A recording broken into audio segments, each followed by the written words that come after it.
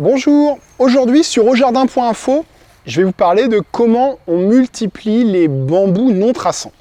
Alors les bambous, il en existe deux grands types, ceux qui sont traçants, ceux qui vont pouvoir vous envahir éventuellement votre jardin si vous n'avez pas mis de barrière anti-rhizome. Ils font des racines, on va dire, des rhizomes souterrains qui peuvent ressortir des fois à plusieurs mètres du bambou. Et puis d'autres qu'on va appeler non traçants ou cespiteux, c'est ceux qui vont pousser en touffe. Alors forcément, ils ont l'inconvénient de leurs avantages, c'est-à-dire que comme ils ne vont pas s'étaler vite, si on veut faire une haie, ça peut prendre plus de temps.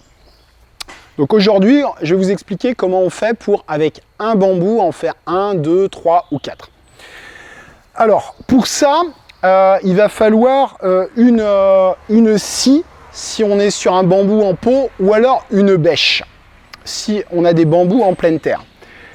Il va falloir faire ça, on peut le faire à différentes périodes de l'année.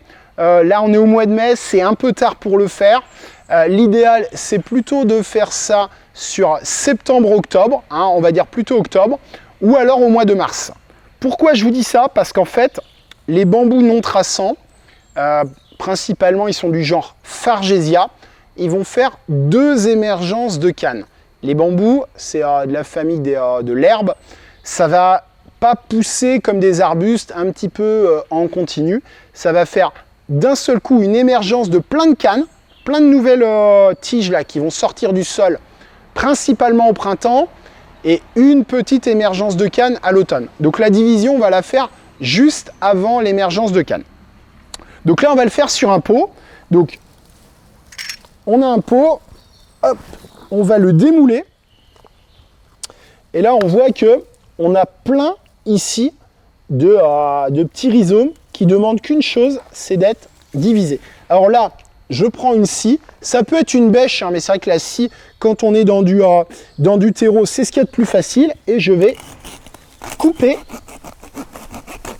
hop, les différentes racines.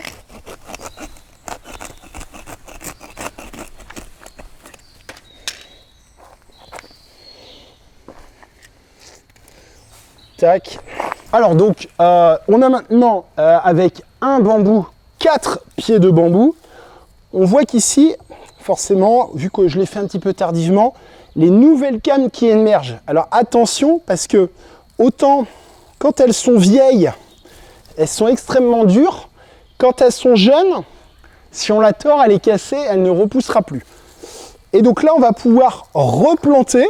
Alors si c'est en pot, on va replanter au même niveau avec un terreau qui va être composé de 1/3 de terre de jardin, 1/3 de terreau de bonne qualité et 1/3 de compost ou de fumier décomposé. Donc on rempote et puis après on met bien la surface du paillage pour économiser l'eau et on arrose copieusement. Il faut vraiment que le pot soit gorgé d'eau après.